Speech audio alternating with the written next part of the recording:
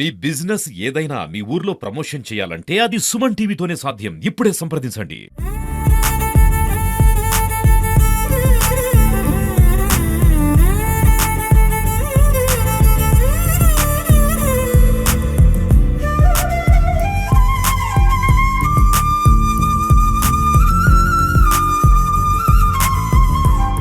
So most important ఏరియాకి అంటే వైజాగ్ వరకు పోవడం అనేది ఇక్కడి నుంచి దాదాపు 17-18 గంటలు అవుతుంది. సో ఇప్పటివరకు నాన్ ఏసీ బస్సెస్ ఉండేది. ఏదైతే లాస్ట్ టైం వచ్చినప్పుడు రిక్వెస్ట్ చేసింది వెంటనే ఆర్ఎం గారు దాన్ని సీరియస్గా తీసుకొని ఇప్పుడు 3 బస్సెస్ ఏసీ బస్సెస్ ఇందిరా బస్సెస్ని ఏర్పాటు చేయడంలో ఆయన కృషి గ్యారంటీ ఉందండి. అందుకనే ఈరోజు అంత తొందరగా తాగలిగినాము. అదే కాకుండా ఇక్కడి నుంచి అక్కడ పోయే వాళ్ళకి కానీ హిస్టారికల్ ప్లేసెస్ చూసేదానికి ఫెసిలిటీ అనేది ఉంటే బాగుంటుంది కాబట్టి పోయే వాళ్ళ ట్రావెలింగ్ కూడా అది ఒకటి ఉంటుంది. తర్వాత కర్నూలు కూడా వచ్చి ఇక్కడ కూడా చాలా హిస్టారికల్ ప్లేసెస్ ఎన్నోటి ఉన్నాయి.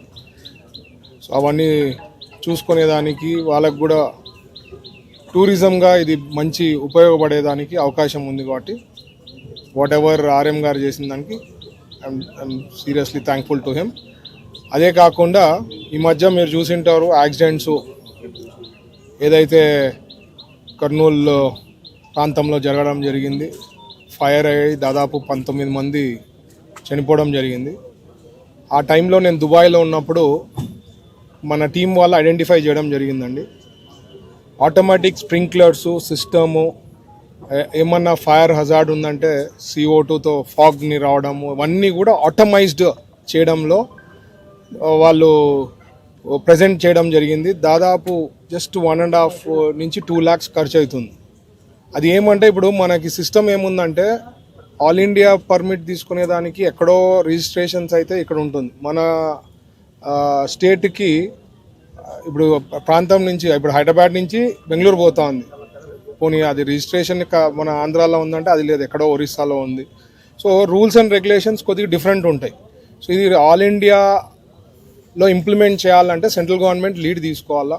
నేను ఆల్రెడీ మొన్ననే PM గారికి లెటర్ రావడం జరిగింది.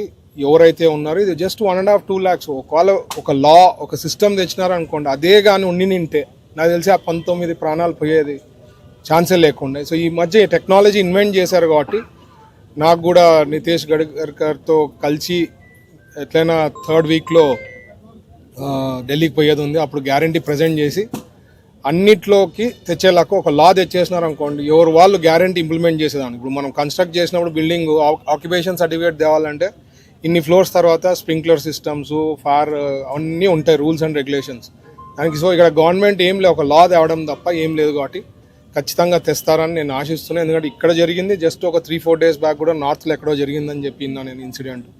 సో ఖచ్చితంగా సేఫ్టీ పరంగా అవి తీసుకుంటామని చెప్పి నేను భావిస్తున్నాను. ఎందుకంటే ఎన్డీఏ ఏది అయినా కానీ ఎన్డీఏ ప్రభుత్వంలో ఇట్లాంటివి ఏమన్నా విషయాలు తెలిస్తే పాజిటివ్గా తీసుకోపోయే ప్రభుత్వం కాబట్టి అక్కడ మోడీ గారు కానీ చంద్రబాబు గారు కానీ సో ఇవన్నీ తీసుకోపోతారని చెప్పి ఆశిస్తున్నా.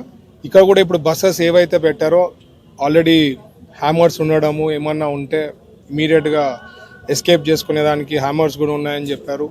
ఈవెన్ ఫైర్ ఎస్టింగ్విషర్స్ కూడా ఉన్నాయని చెప్పారు. బట్ ఏమంటే ఇవన్నీ ఆటోమైజ్డ్ కాదు. అంటే హ్యామర్ హిట్ చేయాలంటే మంచి చేయాలా, ఫైర్ ఎస్టింగ్విషర్ వాడాలంటే మంచి వాడాలి. ఏదన్నా ఆ పానిక్ సిచ్యువేషన్లో చాలా కాంప్లెక్స్గా ఉంటుంది. కాబట్టి ఈ ఆటోమైజ్డ్ సిస్టమ్ తెస్తే చాలా బాగుంటుందని నేను ఆశిస్తున్నా. ఖచ్చితంగా నా వంతు ప్రయత్నిస్తా. ఎందుకంటే ఇట్స్ బికమ్ ఏ సెన్సేషన్. ఈ టైంలో ఖచ్చితంగా ఇంప్లిమెంట్ చేస్తారని నేను భావిస్తాను. కూడా శాంక్షన్ చేయడం జరిగింది. ఆల్రెడీ నాకు లాస్ట్ టైం కూడా చెప్పారు, అది త్వరలో రాబోతుంది.